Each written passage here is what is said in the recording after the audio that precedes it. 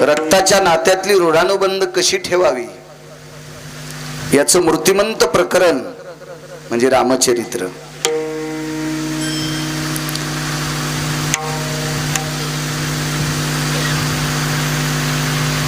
आपल्या लोकांना कसं संपावं याच्यातली काही काही मूर्तिमंत प्रकरण म्हणजे रामचरित्र. आजचा मालकाचा जन्म आहे, त्याच्यावर बोलणं अत्यंत गरजेचं आहे. शूर्पणखा नावाची एक व्यक्ती पैलवानी स्त्री आहे ती.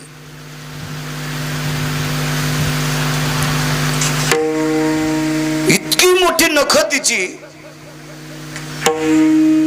सुपासारखी नख होती, सुपासारखी. हो, म्हणे ती रावणाची बहीण आहे. किती बुद्धिवाद असन, राक्षसी नव्हती पण बुद्धिवाद किती होता लक्षात घ्या. मालक काय अधिकारी असेल पंढरीतला प्रभू रामचंद्र, लक्ष्मण किती अधिकारी असतील ऐका. सांब नावाचा मुलगा शेषशाही अनंत लक्ष्मणजीच्या हाताने मृत्यू पावला, कारण तो कालास्त्राची तपश्चर्या करत होता. कालास्त्र ही अस्त्र देवता मला प्राप्त व्हावी, आणि ते कालास्त्र ज्या वेळेला सांबाला प्राप्त होईल त्यावेळेला तो विश्वावर जे प्राप्त करणार होता. ते अस्त्र प्राप्त झालं की त्यानं काय नाही, चांदापूर मध्ये यायचं, मंदिरापाशी उभं राहायचं, सगळ्या लोकांना एकच म्हणायचं, उद्यापासून वैद्यनाथाचं गजर करणं बंद करा, मारुतीरायाचं नाव घ्यायचं नाही, भगवान बाबाचा फोटो आहे त्या फोटोचं नाव घ्यायचं नाही, वामन भाऊचं नाव घ्यायचं नाही, ज्ञानोबाराय तुकोबारायचं नाव घ्यायचं नाही, फक्त माझंच नाव घ्यायचं. एखादा माणूस विरोधात गेला की अख्खं गाव मारायचं. कालास्त्राची ताकद आहे. त्याला काय असं स्वतःहून प्रत्येकाला भिडायचं कामच नव्हतं. त्यानं अस्त्राला सांगितलं या गावातलं कोणी जिवंत ठेवायचं नाही मारुतराव, झाड पण शिल्लक राहत नव्हतं. याचं नाव आहे कालास्त्र कैलास बुवा. आणि ही लोक तपश्चर्यामध्ये माणसांपेक्षा देवांपेक्षा राक्षस ही तपश्चर्यामध्ये अत्यंत प्रभावी होती. म्हणून तो एक पुरावा पाहला मी. भक्तीचे निआथिलेपणे, कडक आवाज करा, भक्तीचे निआथिलेपणे दैत्य देवा आणले उणे. या भक्तीच्या बळावर राक्षसांनी देवाला उणे पण आणलं होतं. एवढी मोठी प्रभावशाली भक्ती करणारी ही राक्षस होती, अत्यंत प्रभावशाली. एवढी तपश्चर्या केली, इतकी तपश्चर्या केली, तो जिथे तपाला बसला तिथे एका झाडाचं बेट तयार झालं. ते बेट म्हणजे वेळूचं, पुराण प्रणालीमध्ये त्याला साबरी म्हणतात. वेळूचं झाड, त्याच्या बाजूला एवढी जाळी झाली, एवढी जाळी झाली की बघता सोय नाही. कधीतरी त्याची आई फिरत यायची. ती मायावी राक्षसी नव्हती, सूक्ष्म रूप धरायची आणि त्या जाळीतून, पानातून, त्या ह्याच्यातून, त्याला वेळूतून, लाकडातून अशी सूक्ष्म रूपात जाऊन आपल्या मुलाला तासनतास बघत राहायची. तो डोळे झाकून चिंतन करत होता त्याच्या आराध्याचं. आणि कालास्त्र त्याला प्राप्त होणार आहे. नियतीचा खेळ किती गोड असतो लक्षात ठेवा. मर्यादा पुरुषोत्तम प्रभू रामचंद्राच्या लक्षात आलं, आज कालास्त्र सांबाला प्राप्त होणार आहे, रावणाच्या बादशाला प्राप्त होणार आहे. लखन जी प्रभू भूक लागले रे, भूक लागली, भूक भूक भूक. राम नामात ताकद किती याच्यात सांगतोय तुम्हाला. जी प्रभू फळ घेऊन येतो. तर लक्ष्मणजीनं विचार केला, पहाटे मी मालकाला फळं दिलेत आणि आज पहाटे दिल्याच्या नंतर दुसऱ्या दिवशीच रामचंद्र फलार ग्रहण करतात, आज आवेळी फळ खातात, भूक लागली असं का म्हणत असतील. पण सेवक माणसं याची चर्चा करत नसतात. मालकानं काम सांगितलंय ना, मग आपण ते करायचं. त्या अनुषंगाने हातात परडी घेतली आणि ती फळं आणण्यासाठी लक्ष्मणजी त्या वनात फिरत आहेत. तेवढ्या अवकाशामध्ये आकाश दुमदुमलेलं आहे. ध्वनी हा उग्र येत आहे, कारण कालास्त्र प्राप्त होणार म्हणजे ध्वनी मंगल थोडाच असेल. कालास्त्र प्राप्त होणार होतं ते कालास्त्र. पुन्हा अशा माणसाला प्राप्त होणार होतं की तो रावणाचा भाचा आहे. म्हणून आकाश दुमदुमून गेलत आणि त्या विजांचा कडकडाट उग्र ध्वनी असा येतोय. लक्ष्मणजीने विचार केला, हा उग्र ध्वनी अचानक एखादा मायावी राक्षस तर फिरत नसावा. अशा वेळेला लक्ष्मणजी एका फळाच्या वेलीकडे झाडाकडे धाव घेतात. तेवढ्या अवकाशामध्ये आकाशातून कालास्त्र येत आहे. चमचम चमचम चमचम चमचम ते कालास्त्र चमकत होत. त्याची धार वर मोठ खाली आहे.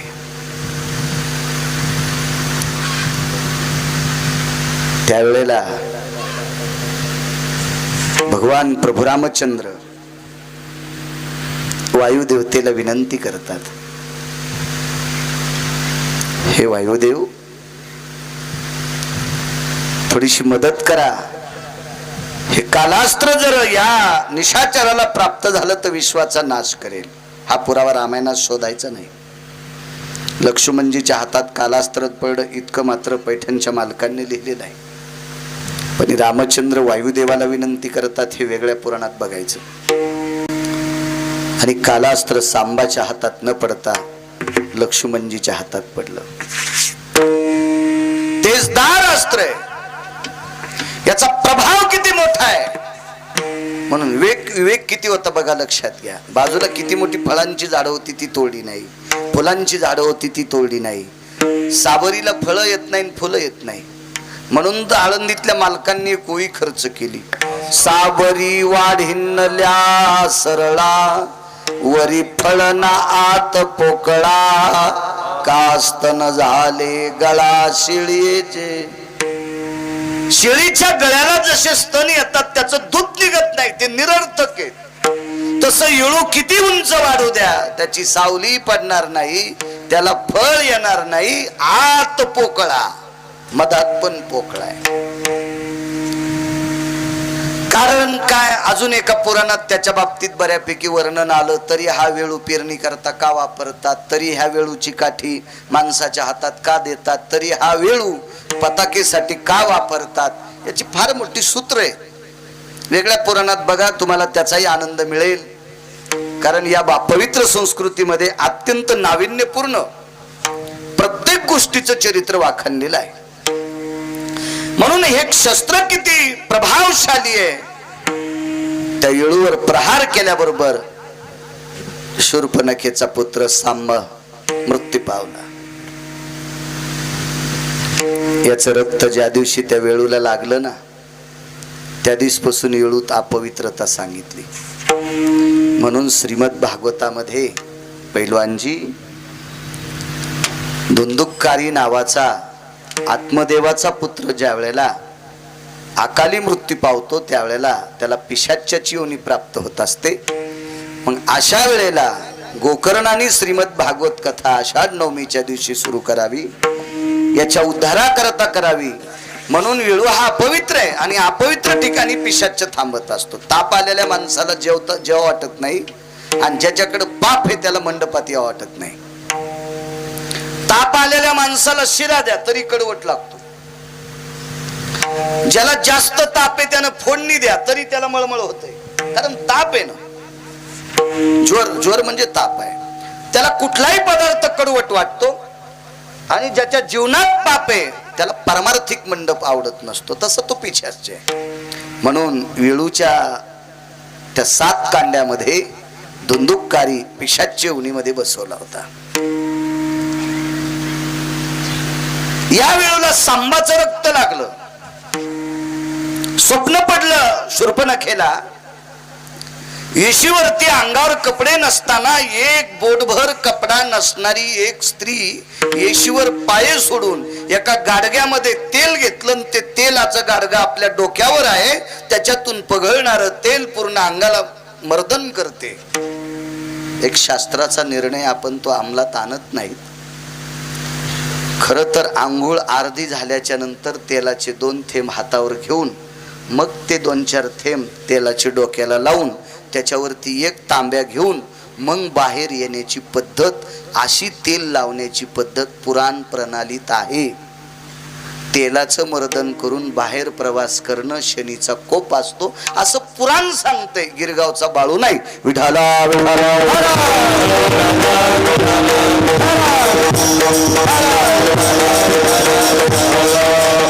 आणि असं स्वप्न पडणं, एक अशुद्धाच्या नात, अशुद्ध म्हणजे रक्त, अशुद्ध म्हणजे वाईट नाही, रक्ताच्या नात्यातलं कोणीतरी गेलंय याचा असं प्रत्यय असतंय. आणि मग तिनं धाव त्या वनात घेतला. पाहिलं तर रक्ताचा पूर वाहत होता, रक्ताचा पूर वाहत होता. दुःख एका गोष्टीचं वाटलं,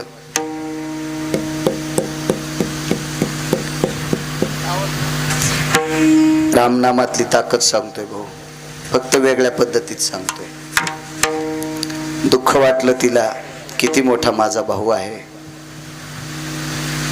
माझा भाऊ सार्वभौम राजा आहे. त्याला 80,000 पत्न्या येतात, 1,00,000 पोरं आहेत, 1,25,00,000 नातू आहेत, इंद्रजितासारखा पुत्र आहे, अक्षयासारखा पुत्र आहे. काय काय काय किती मोठं वैभव आहे त्याचं. माझ्या दादाकडे त्याच्या महालाला ज्या 9 पायऱ्या येतात, त्या 9 पायऱ्या म्हणजे 9 ग्रहाच्या होत्या. रावणाच्या पायरीला 9 ग्रह पालथी होती. ग्रहाच्या पाठीवर पाय देऊन रावण सिंहासनावर जात होता. इतका मोठा प्रभावशाली रावण होता, एवढा मोठा प्रभावशाली. रावणाच्या नगरीमध्ये वाऱ्याला विचारपूस करून यावं लागत होतं. वाऱ्याला विचारपूस करून. रावणाच्या प्रांतातलं वाऱ्याच्या वेगानं जर आंब्याचं फळ खाली पडलं तर वाऱ्याला दंड दिला जायचा. माझ्या प्रांतातलं फळ तू स्वतःच्या माझी अनुमती न घेता तू का पाडस? वारा हा शिक्षाच पात्र ठरत होता. इतकी ठास्त होती. रावणाच्या नगरीत जर पैलवानजी पाऊस अवकाळी पडला आणि पिकाची नासाडी झाली की रावणाच्या आवाजानं वरुणाला संडास लागलीच समजायचं. रावणच होता. आगा वरुण भय व्याप्ती लंकेशा प्रभाव रसने शिता. हे काय मूर्खांची थोडी वाक्य आहेत, अधिकाऱ्यांची वाक्य आहेत. रावणाच्या जिभेतली इतकी ताकद होती की वरुण असा दर दर दर दर करत होता. म्हणजे वरुणाला सुद्धा मनानं कसले प्रकारचा पाऊस पाडता येत नव्हता. नाही तर एरवी आपल्याकडे कुठेही हगंदारी शेत नाही विचारित मेघ हगंदारी शेत. वा, आपल्याकडे पाऊस पडत असताना मेघाला कुठं काय कळतंय? आता डोंगरावर पडल्यावर पावसाचा काय फायदा आहे? तिथं मका लावता येते का, ऊस लावता येते का भाऊ? काय नाही एवढं. म्हशील जाऊन खाता येईल का इतकं मनसोक्त? आणि गवत सुद्धा तितकं वाढल का तिथं? नाही वाढत. त्याला कळत नाही ना. पण रावणाच्या नगरीत आनंद तो तसं नव्हतं. रावणाला पाचक पोषक लायक असाच पाऊस पडायचा. म्हणजे वरुणाला सुद्धा थर थर थर थर काप. हे कोणाच्या लक्षात आलं माहितीये का? ह्या शूर्पणखीच्या. एवढा माझा दादा असताना माझ्या एकुलत्या एक पोराला बेटा वाचू शकत नाही, आता दादा कसा संपवायचा? कसा दादा संपायचा? मला बऱ्यापैकी प्रांतीय राक्षस होती, बऱ्यापैकी प्रांतीय मोठमोठी राजी होती. ही रावणाची बहीण शूर्पणखा जाऊन त्यांना भेटून नाना प्रकारचा मिलाप करून रावणावर कटकारस्थान रचू शकत होती. पण तिला माहित होता आपला दादा फार प्रभावशाली. माधव महाराज मगर सांगायचे, ज्या वेळेला सांबाचं रक्तास वाहत होतं ना, येळूपासून, येळूच्या जाळीपासून, तर त्या रक्तातून अशा ज्वाला निघत होत्या, ज्वाला ज्वाला. तर त्या ज्वाळा त्याच्या वरच्या आकाशातली ढग काळे करून टाकीत होत्या. इतक्या भयानक ज्वाला होत्या, इतक्या भयानक ज्वाला. आणि लक्ष्मण म्हणजे असे लांबून चाललेले होते. हातात शस्त्र होतं, मारल्याबरोबर तो मृत्यू पावला, रक्त वाहत होतं. पण ज्या ठिकाणी लक्ष्मणजीच्या पाऊल खुणा होत्या, पाऊल खुणाला रक्त आल्याबरोबर रक्त मोक्षास पात्र ठरत होतं. त्याच्या ज्वाला शमन होत होत्या, ज्वाला शमन होत होत्या. काय सिद्धता असेल, काय पवित्रता असेल या सात्विक लोकांकडे, काय लक्ष्मणजीचा अधिकार असेल. पाठीमागे राम अवतारात लक्ष्मण आणि द्वापार युगामध्ये नंदराज अत्यंत सात्विक होते. महाराज सीताई साहेब वनवासात असताना लक्ष्मणजी सणावाराला मोठी भाऊजाई म्हणून दर्शन घ्यायचे. आणि द्वापार युगात गोकुळामध्ये वसुदेवांच्या धर्मपत्नी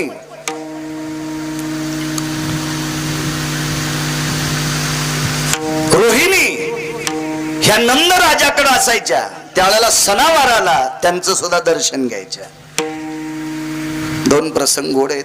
लक्ष्मण किती अधिकारी आहेत. योग मायेनं ज्या वेळेला गर्भ तिकडे जातो त्यावेळेला नंद राजावर अपवाद येत असतात.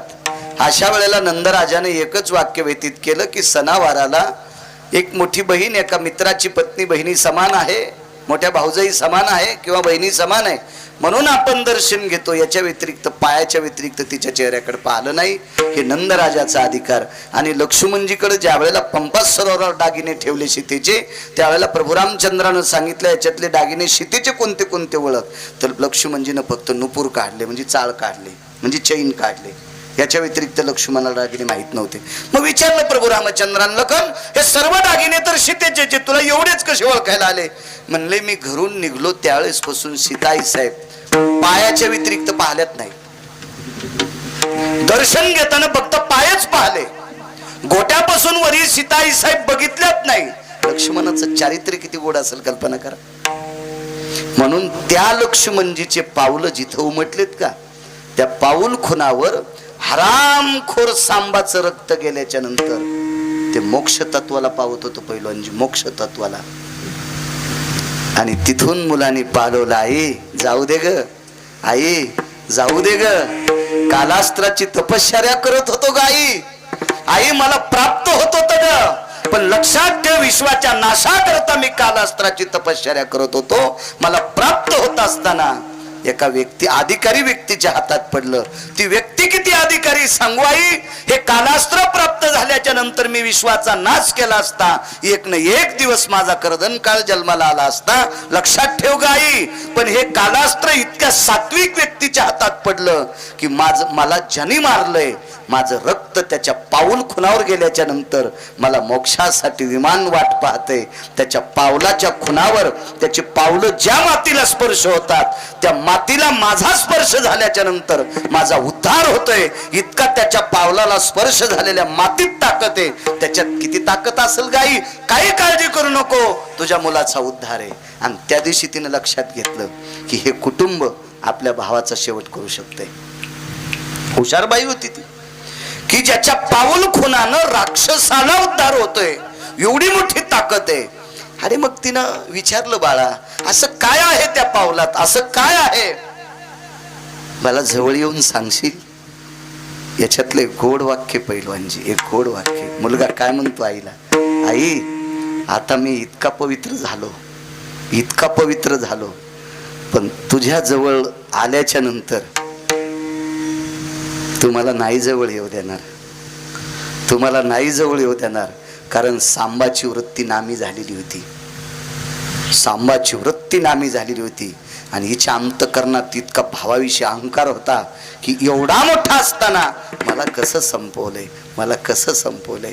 आणि मग तिला सांगितलं, आहे एकच तुला सांगतो ग, ज्या व्यक्तीच्या पाऊल खुणाला माझा स्पर्श झालाय त्या व्यक्तीच्या अंतकरणात रामप्रभू कणाकणात भरलेला आहे. इतकी वृत्ती त्याची नामी झाली, त्यानं स्पर्श केलेली वस्तू भजन करते. हीच अवस्था तुकोबारायची होती. तुकोबाराय डोंगरावर जायचे ना, तर जिजाबाईला विचारायचं काम पडायचं नाही. कैलास बुवा कोण्या डोंगरावर गेलेत, नुसते असे पावलं उमटलेले असायच्यात. आता कोणी माणसं जायची, काही एकटे तुकोबाराय थोडी जात होती. कोणी शिकारी जात होती, कोणी गुराखी जात होती, कोणी जनावर काय नाना प्रकारचे, कोणी सरपंच तोडणारे जात होते. पण ज्या पाऊल खुणाला कान लागल्याच्या नंतर विठ्ठल असा ध्वनी निघतोय, तो पाऊल आपल्या मालकाचा आहे. याच्यासाठी वृत्ती नामी व्हावं लागते. आणि ती वृत्ती लखनलालजीची झालती. आणि ती नामी वृत्ती इतकी टोकाची आहे. माझा उद्धार त्याच व्यक्तीने केलाय. आणि हिच्याही लक्षात आलं, आपला भाऊ एवढा मोठा असताना आपला एक रत्न वाचू शकत नाही. याचा शेवट करायला हेच कुटुंब ठरतंय. हे पाऊल खुनाच्या रामनामातली शक्ती तिला कळाली. याच्या पाऊल खुनातल्या रामनामाच्या शक्तीनं जर मूर्ख सांबाचा उद्धार होऊ शकतोय, तर प्रत्यक्ष नाम घेतल्याच्या नंतर किती उद्धार झाला असता. म्हणून पहिल्या कडव्यात म्हणतात, रामकृष्ण नामे हे दोन्ही साथी, रामकृष्ण नामे हे दोन्ही साथी, रामकृष्ण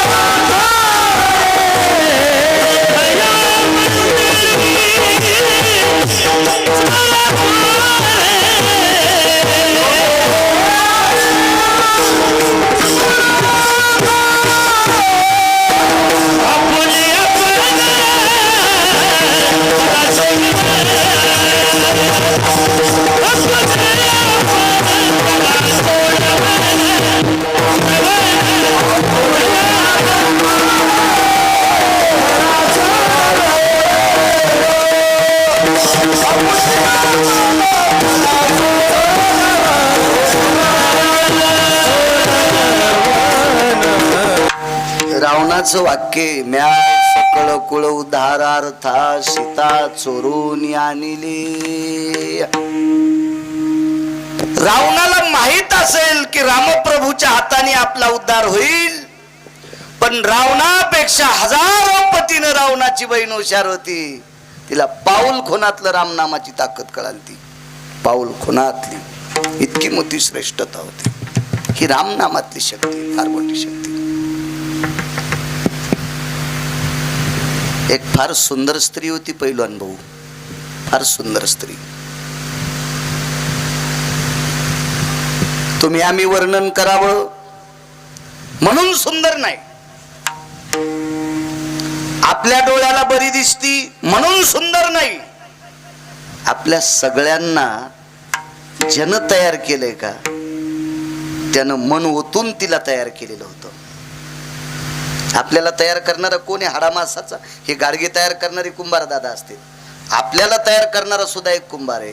कुलाल हाडाचा अखंड मडके घडी तोरे. हे 3.5 हाताचं गाडगं तयार करायचा कारखाना वकील साहेब ज्याच्याकडे, तो सत्य लोकात आहे. तो सत्य लोकाचा मालक विधाता ब्रह्मदेव चतुरानन आहे.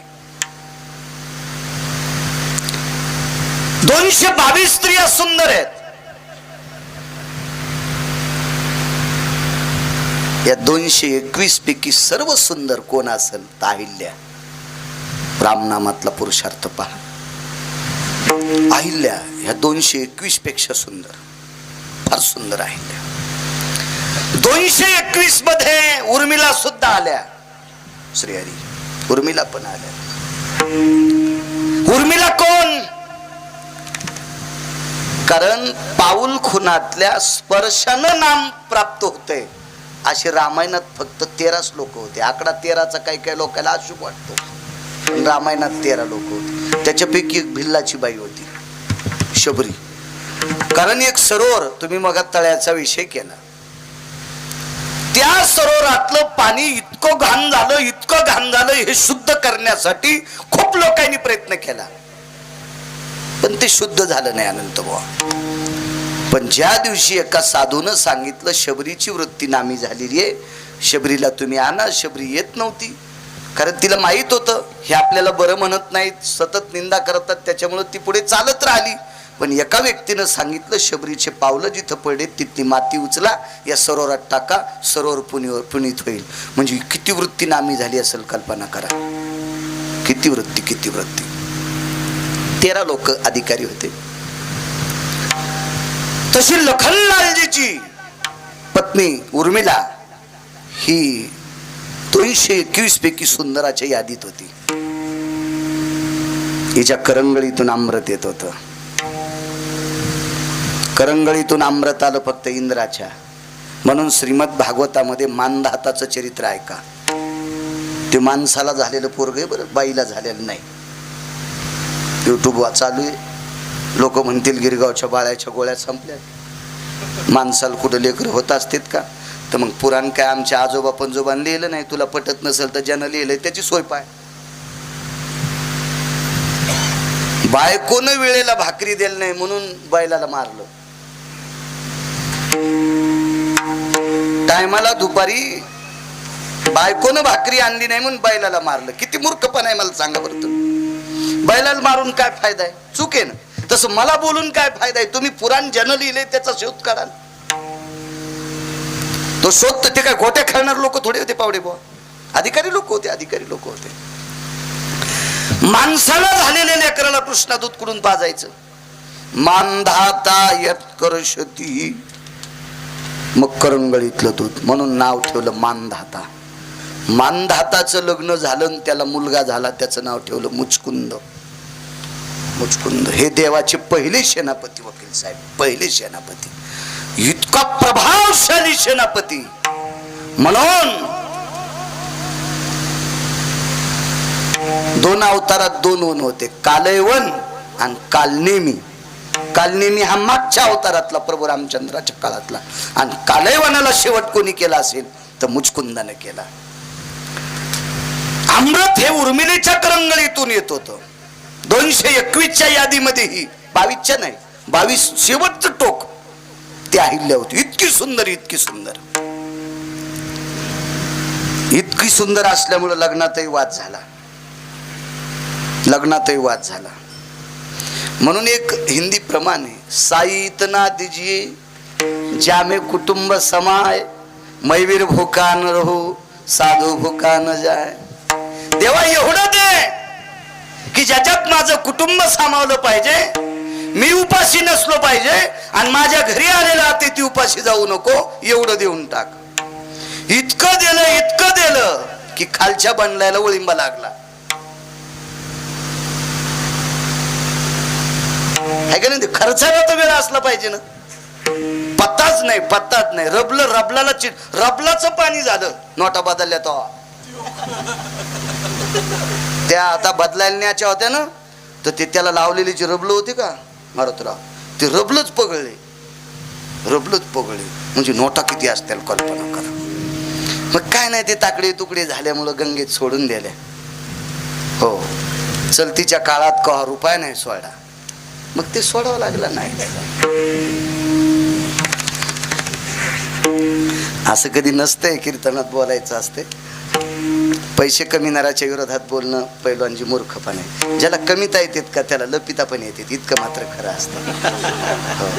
माणसं ते नोटा बदलल्या होता, काय केलं पैशाच. आपल्याला कोणी विचारायले, आपलं काय बहीण नकाट्या नाव तू पाट्या, आपल्या जो आहेच काय शेळीचं शेपूट. पण काही काही मोठ्या लोकांची लोक चर बाळू महाराज म्हणलं काय ते फलाने कस केलं असेल. नाही बरं जाऊ दे, तुला काहून घामी आलाय? नाही मग त्याचं पैसे येतो. म्हणजे मग तुला घाम काहून आलाय? तो कधी त्याला द्यायला का? आपण कशाला देवा बाबा, आपण मला याचा स्थान आहे, त्यानं आता कशी बदलीन? अरे ज्याला कमिता येतात का त्याला लपिता पण येतात, ज्याला कमिता येतात का त्याला बदलता बी येतात. तुला कमिता येत नाहीत, लपिता येत नाहीत, बदलता येत नाहीत, आणि कोणी तुझ्याकडे येणार बी नाही. तू काही ताण घेऊ नको. माणसं उगीच चर्चा करीत असते अशी काही काही काही काही काही. पण जी गोष्ट अति होत असते का ती पचवण्यासाठी औषधाची गरज लागत असते. इतकं सुंदर सौंदर्य अहिल्याला, इतकं सौंदर्य, इतकं सौंदर्य. महाराज देवायला सुद्धा आवडत होती. देवांना वाटायची मला भेटावी, मला भेटावी, मला भेटावी. नाहीला जाणं ब्रह्मदेवाला असा पश्चाताप झाला, आमक्या देवाला जर नाही दिली तमक्याला दिली तर तो देव आपल्या विरोधात जातो. ब्रह्मदेवाने एक ती संकल्पना केली, जो कोणी आमका अमके पृथ्वीला प्रदक्षिणा करून येईल त्याला आपली मुलगी देण्यात येईल. हुशार होते, न्यायशास्त्र प्रवीण होतं त्यांचं. ते गौतम महामुनी होते, न्यायशास्त्राचे कर्ते होते. 6 शास्त्रकार आहेत न्यायशास्त्र. त्याच्यामध्ये हस्तिकविटन्य नावाचा न्याय आला. हस्तिकविटन्य न्याय. आपल्याकडे न्याय व्यवस्थित फार थोडासा न्याय वापरला जातो, थोडासा न्याय. म्हणून तर गुन्हा करणारा माणूस जेज मरूस तर पिढे खातो तरी टेबलावर केस येत नाही. जेज मरेपर्यंत काही काही अपराध टेबलवर येऊस तर 2-2 जेज मृत्यू पावले तरी पैलवानजी केस टेबलवर आल्या का नाही. का? आपल्याकडे न्यायच असा वापरला जातो की तो नगण्य वापरला जातो. हस्तिकविटन्य न्याय याच्यातला 25% जर सुव्यवस्थित वापरला तर अन्याय करणाऱ्या हरामखोराला 3ऱ्या दिवशीचा सूर्य पाहता येत नाही. वकील साहेब, वकील आहेत पुढे, आहे का नाही? यायला प्रश्न विचारण्यापेक्षा तुम्हालाच विचारलेली बरं, आहे का नाही?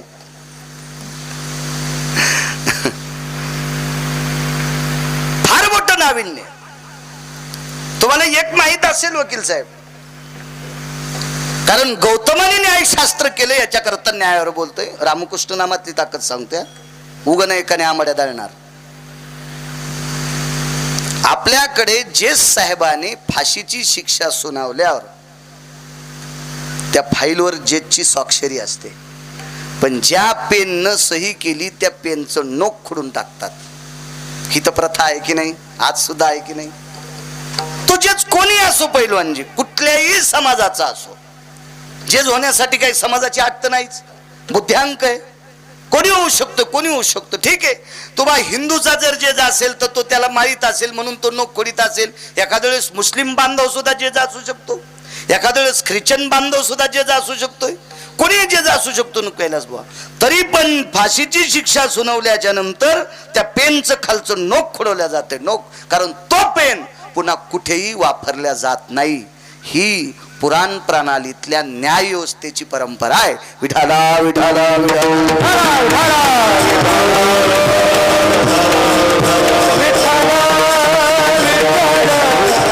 हस्तिकविटन्य न्याय. हत्तीला कौट टेकायचे, टोपलं भर कौट. कधी मजेत आलं तर 2-4 कौट ते फोडून बी खाते पैलवानजी. हत्ती फोडून बी खाते, पण हाती मजेत आलं तर फोडीत नाही, कौट गिळीत आहे. मारुतराव कौट गिळून टाकते ते पोटात. तर माझं एक मत आहे, आपल्याकडे ज्वारी हुरड्याच्या पुढे गेल्या म्हणजे आपण तिला बेडी झाली म्हणतो. या ज्वारीचे कंस अनंत बुवा बैलानं खाल्ले तर त्याला पचत नाही. ते जशाला तसे दाणे पैलवानजी शेणातून पडत होते. कधी कधी मळणीच्या बैलाला मुंगशेत असतेच, कडीच्या बैलाला आवर्जून मुंगसा असावा, कारण त्याला मान खाली घालता येते पटकन. मेडी जवळच्याला मान नेता येत नाही, मधल्याला मान देता येत नाही, कारण बरोबर मालक कवी हुशार असायचे हो. कोणता बैल चांगला असा हे त्याला कुठं धरावा. जे सरळ तास आणतो त्याला चाहुरील धरीत होते, आणि टंगल मंगल घरीत होते ते नांगरील चाकापशी धरायचे, म्हणजे हाणायला बी गवसत होता. असा टंगळ मंगळ करणारा. दादा कदा बैल मळणीचे सोडताना मुंगशे सुटले, 4-2 कंस जर त्यांनी खाल्ले तर दाणे जशाला तसे शेणातून पडत होते. मग ज्वारीचा दाना बैलाला पचवता येत नाही, तो शेणात वकील साहेब जशाला तसा पडतो. तर हत्तीनं कवट गिळावं. कवट जशाला तसं बैलाच्या पोटातून शेणात जसे दाणे पडतात ज्वारीचे, तशाला तशी कवट हत्तीच्या शेणातून पडतात. पण कवट फोडल्याच्या नंतर मधात शिल्लक काही राहत नाही. ज्वारी शेणात पडल्या फोडली तर पीठ साफ. हा गरीब माणसं शेण धुतो ते शेण. मळणीच्या बैलानं जर कंस खाल्ले तर गरीब माणसं ते शेण धुवायचे पैलवानजी. ती ज्वारी वाळून त्याच्या कण्या खात होती. इतकी परिस्थिती नाजूक होती, इतकी नाजूक. मग बैलाच्या पोटातली ज्वारी पुन्हा माणसाला खाण्यासाठी पोषक आहे. मग कवट तर केवढं किती निब्बर आहे, त्याला किती कठीण आहे वरची कवटी. पण या कवटीला छिद्र न पडता त्या कवटाचा गर, त्याचं पाणी करून छिद्र न पाडता आपण मग त्या हत्तीच्या जठराग्नीला प्राप्त होतो आणि कवट फुटत नाही. याला म्हणतात हस्ती कविटन्य न्याय. हा न्याय म्हणजे तिला इतकी सुद्धा चूक केल्या जात नाही. कोणीच कोणाला बोलायचं काम नाही. न्यायच. कारण ब्रह्मदेवाच्या बाबतीत हा हस्ती कविटन्य न्याय झाला. स्वतःच्या मुलीकडे चुकीच्या दृष्टीनं पाहलं म्हणून कठड्यामध्ये ब्रह्मदेव एकीकडे आहेत. आरोपजीनं दाखल केलाय, पत्र दाखल केलंय. ती मुलगी आहे आणि ती गौतमांची मेहुणी आहे. एकीकडे सासरे आहेत. मग न्याय मेहुणीकडे द्यावा वकील साहेब का सासऱ्याकडे द्यावा? मला हस्ती कविटन्य न्याय दिला. सासऱ्याला सांगितलं वेदार्थाचा गोवा कन्याभिलाष वेदे नाही आईसे सांगितले. सासऱ्याच्या विरोधात न्याय द्याला. एका तिळा इतकं सुद्धा कसल्याही प्रकारची पर्वा न करता ही न्याय व्यवस्था ज्यांनी प्रविष्टात आणली तेच न्यायदेव म्हणजे गौतम महामुनी. आणि या गौतमाला विश्वसुंदरी प्राप्त झाली. ह्या टीव्हीवर पाहतो ही नाही बरं. ह्या टीव्हीवर बऱ्यापैकी आता कोणाच्या घरी गेल्यावर मोठ्याल्या टीव्ही असतात भिताडासारख्या, तिथं पाहायला भेटतात विश्वसुंदर्या वगैरे वगैरे वगैरे असं बघायला भेटत ते. पण ही पुराणातली विश्वसुंदरी कोणाला सुंदर म्हणत नसते. तो कोणालाही सुंदर नाही. बाईचं सौंदर्य कशानं टिकतं माहितीये तुम्हाला? चेहरा जितका सुंदर आहे तितके हातही सुंदर असावा. चेहरा जितका सुंदर आहे तितके हातही सुंदर असावा. चेहरा जितका सुंदर आहे तितका अंतकरणही शुद्ध असावा. चेहरा जितका सुंदर आहे तितकं वात्सल्य तितक्या टोकाचा असावा. चेहरा जितका सुंदर आहे तितका घरातल्या लोकांना लेकरू समजून जीव लावणारी असावा. तिचं सौंदर्य असतंय.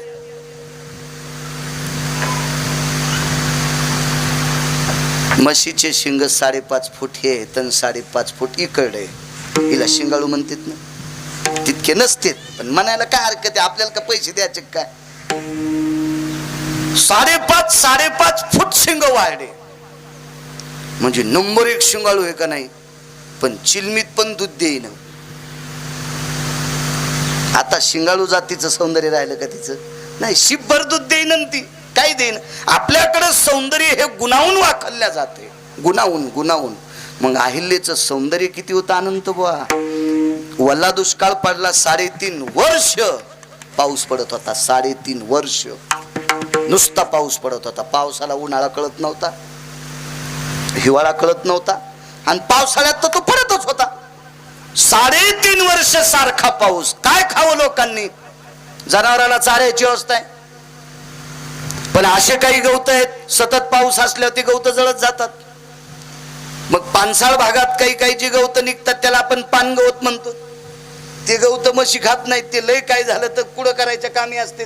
आणि अजून जर एखादं काम झालं तर चिलमी वाढायच्या कामी असते. त्याचा बट करतात, कप करतात त्या कणसाचा. पानगवताचे जे कणस असतात का ते चिलमी पेटवायच्या कामी असते. बाकी त्या पानगवताचं काय काम आहे? मग अशा दुष्काळात लोकांना पोषक पदार्थ जर कुठला भेटत असेल अन्न तर चाळी होत्या. पैलवानजी ती रूपानं इतकी सुंदर होती, तिची त्वचा इतकी सुंदर. मी उग म्हणत नव्हतो. सुंदर स्त्री जर कापसात गेली तर कापसाला फुलं लागावा, झाडाला फुलं लागावा, तिला सौंदर्य म्हणावं. आपल्या कापसात गेल्यावर पाती गळत येत. सोयाबीन मध्ये गेल्यावर शेंगा गळून जात्यात, हाय का नाही? तरी आपण म्हणतो पपेश माय लय सुंदर आहे. हो, तुला नाशिकला गटू उचलायला घेऊन गेली तरी तू सुंदरच म्हणतो, नाही काय येडपटा? काय काय तुझ्या तोंडात साखर भरली बापा इतकी? काय आपण काही म्हणतो, कशालाही सुंदर म्हणतो. आपल्याला काय येड्याच्या बाजारात पेड्याचा पाऊस, खाण्याला अक्कल नाही, बाथरूमला जायला सुंभार नाही. हो, येड्याच्या बाजारात पेड्याचा पाऊस पडला, किती बऱ्या तांबे घेऊन जाईल, त्याचा मेळ होय तो. तसा आपण काय परळू, त्याचा काही मेळच नाही, कशालाही सुंदर म्हणतो आपण. हात किती पवित्र असेल माहितीये? कैलास बुवा तिनं साळी पेरल्याच्या नंतर ती पण तिसऱ्या मुळडानात गेली की पहिल्या मुळडानातल्या साळी कापायला येत होत्या. हे तिच्या हातातलं सौंदर्य होतं.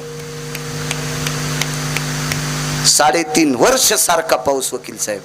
त्या दुष्काळात साधू जीव घातले, त्या दुष्काळात साधू जीव घातले, त्या दुष्काळात, त्या दुष्काळात. हो, आपले हात इतके पवित्र आहेत.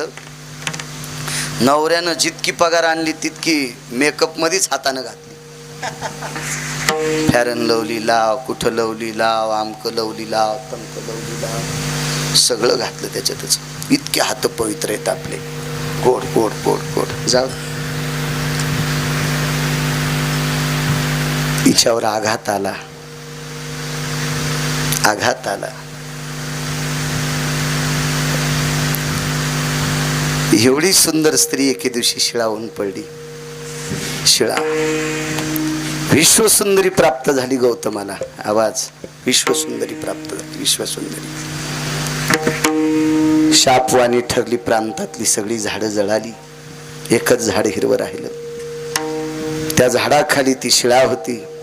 ब्रह्मांडाचा मालक रस्त्यानं चाललेला होता, रस्त्याने जात होता. एक थोडासा मुद्दा मांडतो आपल्या पहिल्या कडव्यावर.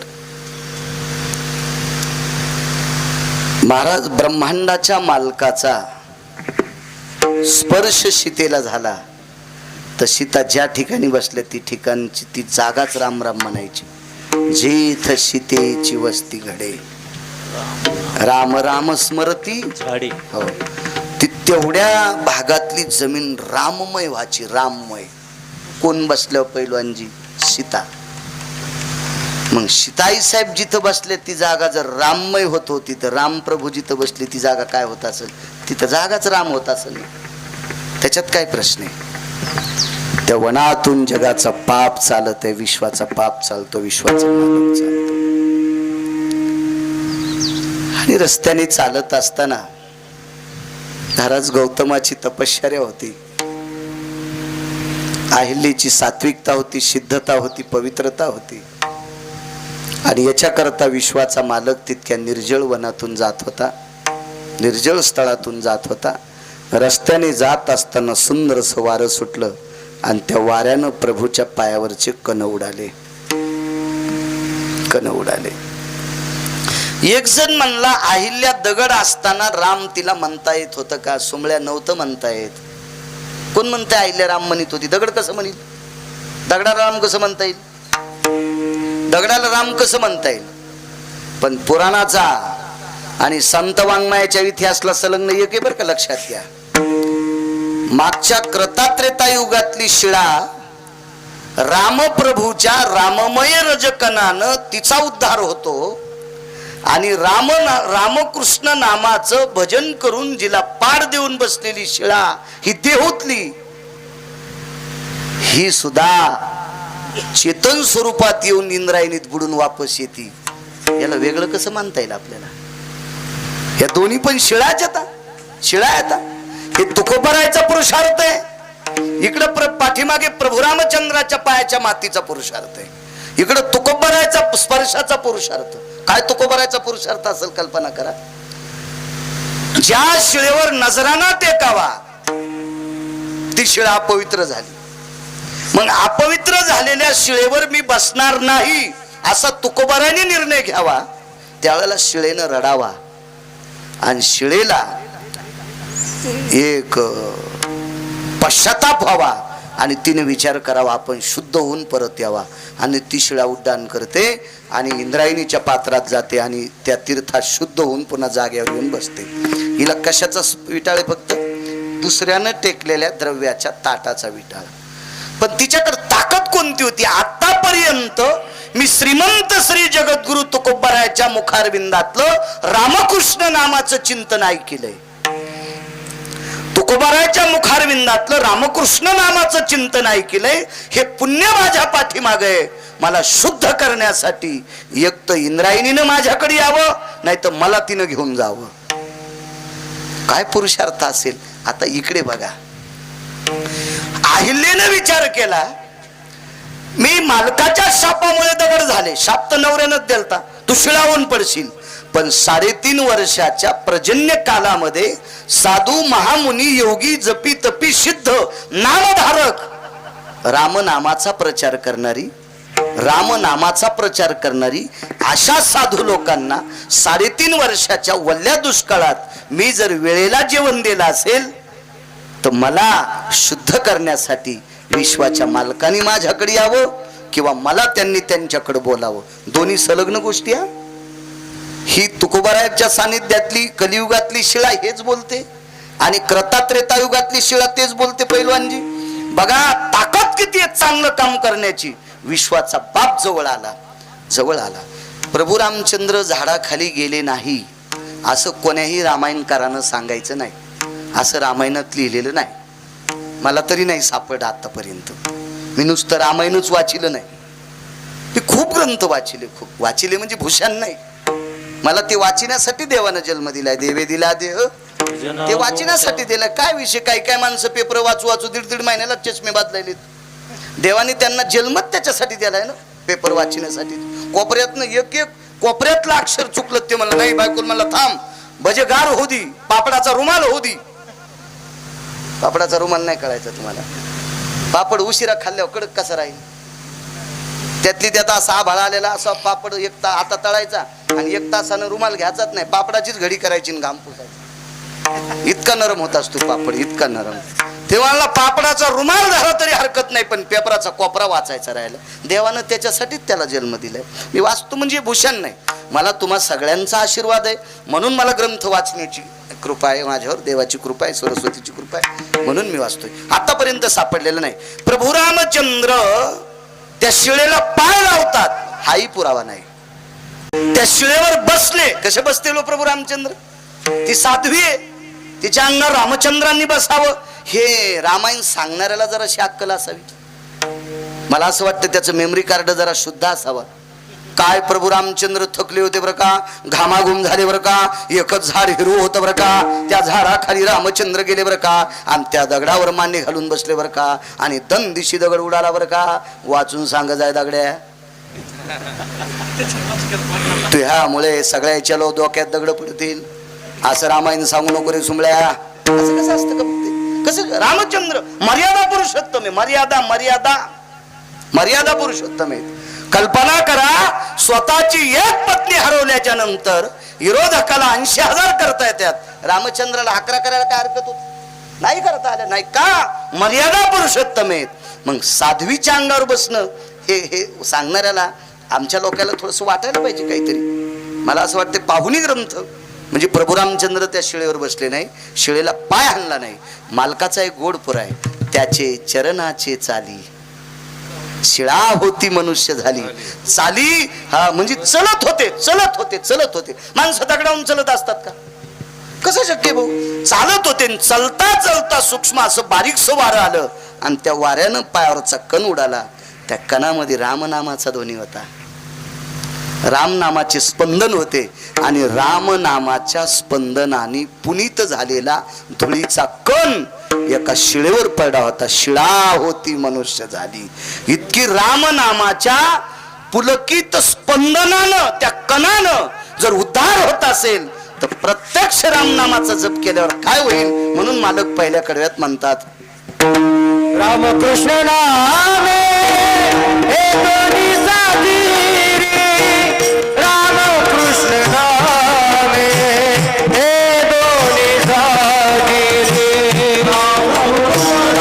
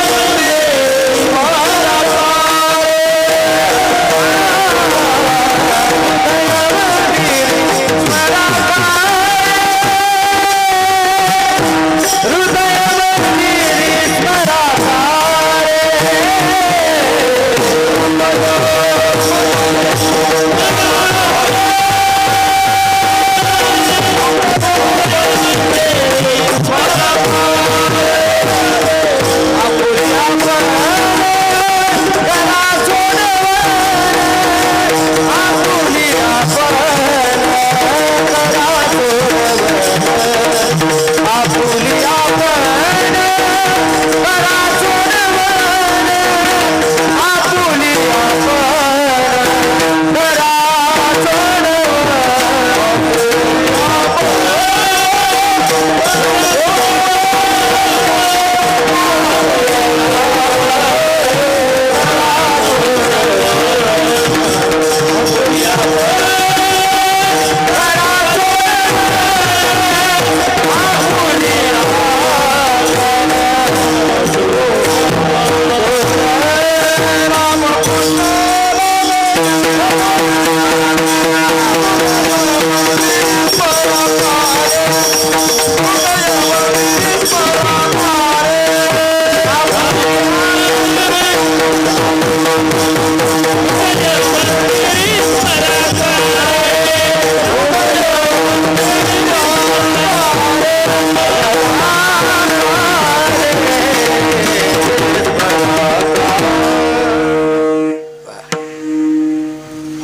काय राम नामाचा पुरुषार्थ.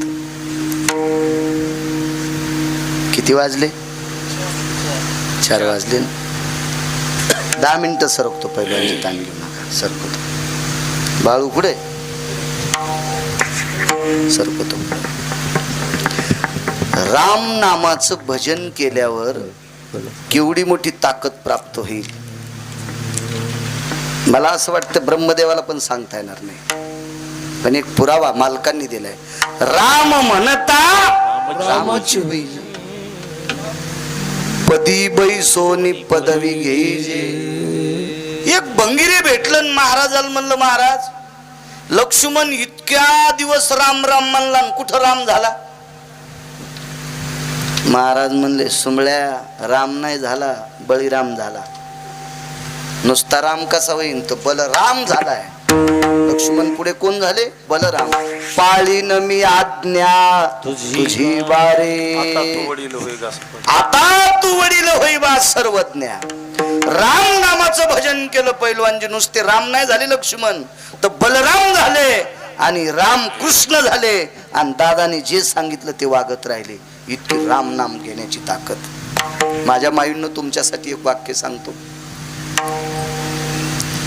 तुम्हाला याच्याकरता सांगतो, तुम्ही लेकराला रामनामाचं पाडे देत जा. आजी असेल छोट्या नातवाला एखाद्या दिवशी खेळवत असताना बसल्या बसल्या त्याला रामकृष्ण हरी टाळ्या वाजून म्हणायला लावायचा. गरज आहे, गरज. कारण पुरुषापेक्षा 75% वेळ या देशाची स्त्री आपल्या लेकराला देऊ शकते.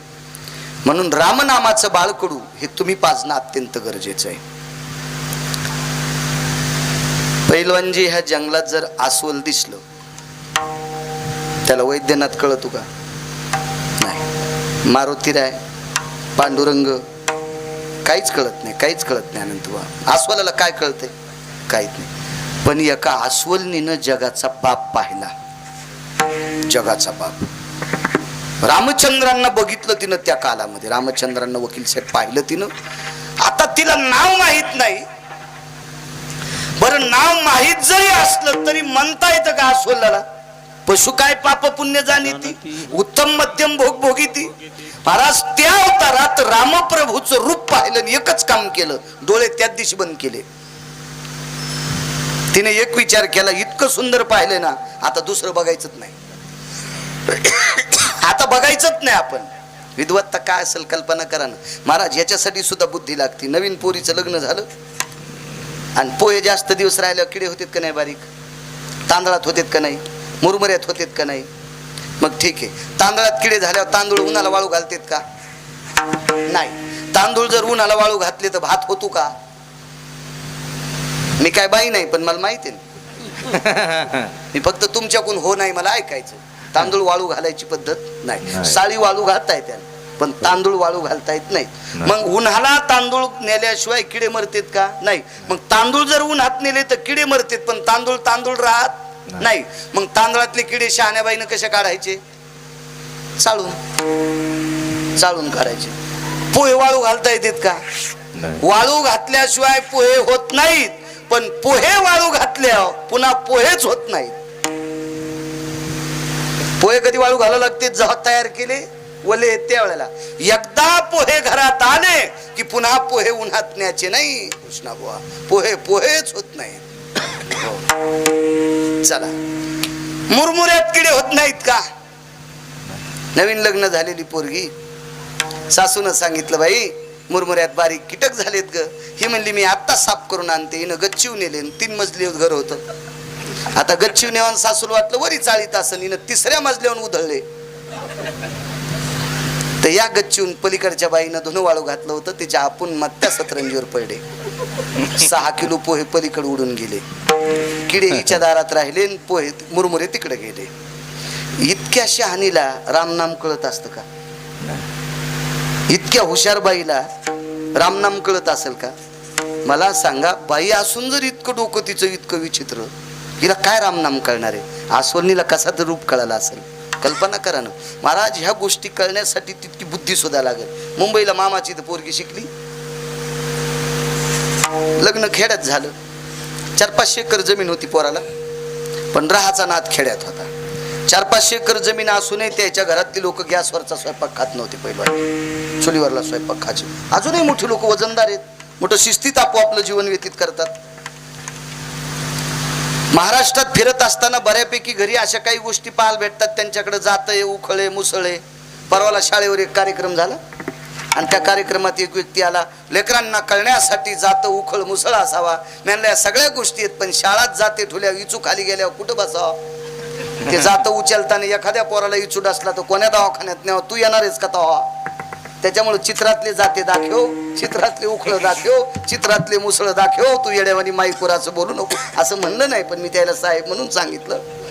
हा, उखळा खाली जर इचू झाला, जात्याच्या पाळू खाली इचू झाला, हे कसं शक्य आहे का नाही?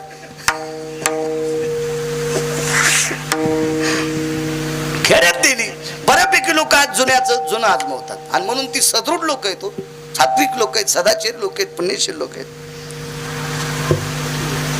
खेड्यात दिल्यामुळं चूल होती आणि चुलीला उला असतंय, हे की नाही बाई? उला असतं नाही की कोणी. लवकर जर स्वयंपाक करायचा असेल तर उल्यावर वरण टाकायचं आणि अलीकून भाकरी करायच्या. उल्यावर भाजी टाकायची आणि इकून भाकरी करायच्या. पण तिचं आधीच भाजी होऊन गेली, तीन चुलीवर स्वयंपाक चालू होता आणि उल्यावर ते टेकलेलं होतं, ते मातीचं असते गोळा, ते पलीकडून टेकलेलं. तर सासूनं सांगितलं बाई तुला स्वयंपाक. ती म्हणली आठवड्यात 5 दिवस आम्ही हॉटेलचं खात होतो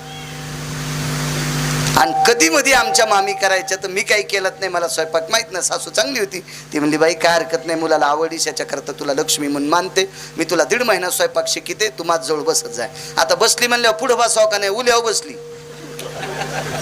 आणि ती म्हणली आत्या किचन वाटा गरम लागायला. आत्या म्हणली किचन वाटा नाही, जळशीन बाजूला होय, आम्हाला घरी ठेवायची नाही. इतक्या अक्कलवान बाईला रामनाम कळत असतं का? इतकं उल्यातला आणि किचन वाट्यातला फरक जिला कळत नाही, तिला रामनाम कळत असेल का? हिच्यापेक्षा आसोलीन किती श्रेष्ठ असेल, किती श्रेष्ठ असेल ती आसोली. मी तुमच्यावर दगड टाकतो असं नाही, तुम्हाला मुळीच बोलत नाही. तिकडे गेल्यावर तुम्हाला फुकणार. दुसऱ्या आणू कुठून आणू दुसऱ्या? आणि मला सांगा किती आसोलीन श्रेष्ठ असलो, तिला नाम माहित नाही, गाव माहित नाही, कोण माहित नाही, फक्त पाहिलं आणि डोळे झाकले. तिनं फक्त त्या रूपाचं वर्णन केलं तर पुढच्या अवतारात जगाची मालकीण झाली, विश्वाच्या मालकाची पत्नी झाली. रामाचं नुसतं रूप निहाळलं, नुसतं रूप निहाळलं तर रामाचीच बायको झाली पुढच्या अवतारात. कृष्ण म्हणजे कोण आहेत? रामप्रभूचे, त्यांची पत्नी झाली. नुसत्या रूपात इतकी ताकद येतं, नामात किती ताकद असेल. म्हणून रामकृष्ण नामे हे दोन्ही साजिरी, हृदय मंदिरी स्मराकारे विठोबार